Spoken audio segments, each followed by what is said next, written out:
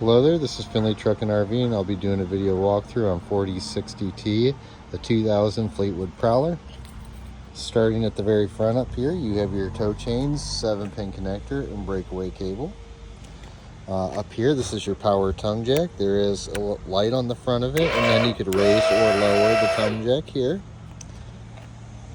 Just behind the tongue jack are going to be your propane tanks. It does have a selector valve on the very back over here. Whichever way it is pointing will be the tank it's feeding off of. And then on the very top you have propane valves to turn on your tanks. Just behind the propane tanks is going to be your battery. There's a brand new Deep Cycle Group 24 battery inside of that compartment there. Not a whole lot on the front other than a little light over here. There's a switch on the bottom side of the actual light itself.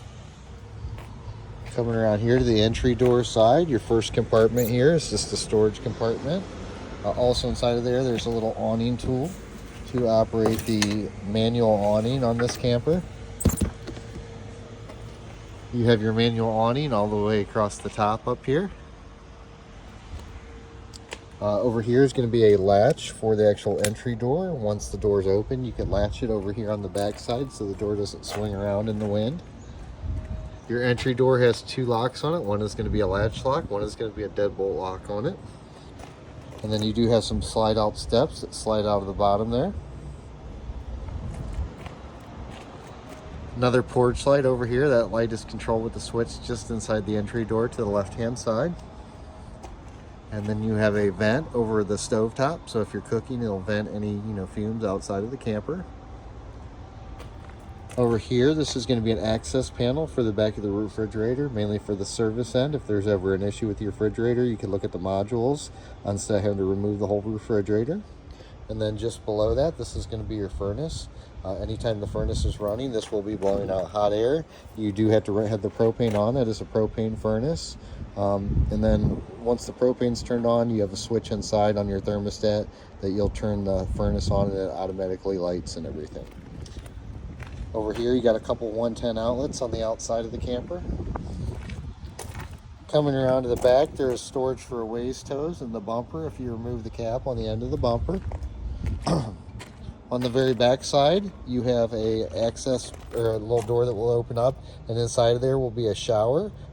It's got a little hose that extends out, and then you have control of hot and cold water on the outside. There is ladder access to the rooftop on the back side. Over here on this side over here, this is going to be the water heater. This water heater is gas and electric. It is controlled from inside the camper. There's a drain plug in the very bottom left corner if you ever need to drain the water out for like winterizing or anything like that. Again, there are switches for this water heater inside the camper, which I'll show you on my other video. But there's going to be one switch for the propane side of it and one side for the electric side. So depending on which one you want to use is which switch you'll use. There's a spot down here to hook up cable or satellite if you go somewhere to hook up that has hookup. And then directly above that is a water hookup hose. So it's kind of like for a flushing system in the bathroom. It plugs in here, and then there's another side inside that you can connect to. Over here, this is where your shore cord is going to be housed. This door will lift up, and inside there is going to be your power cord that will pull out. Just to the left of that is going to be another light. There's a switch on the bottom side of the light to turn that one on.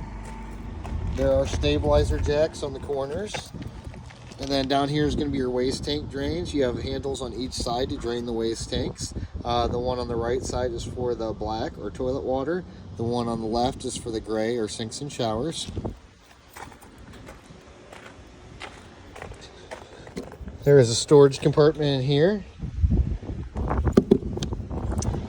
This is the actual slide out on this side over here, so there will be a button inside that makes the slide out come out. Over here, again, another storage compartment.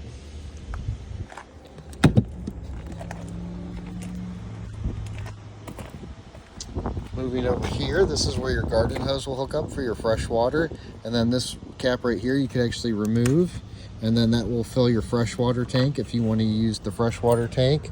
That's water you take with you on trips. If you use the freshwater tank, there is a water pump switch that you have to have turned on inside of the camper, and that will pump water out of the freshwater tank up to your faucets or toilets or showers. If you're hooked up to garden hose here, you do not need to have the water pump on because you will have the pressure of the water, or the pressure of the garden hose. And then inside here is going to be another storage compartment, and that is the water pump I was talking about. Again, there is a switch inside that controls that water pump. And then you do have stabilizer jacks on all four corners of the camper. That concludes the exterior of this video. I'll pick up with an interior video. Thank you.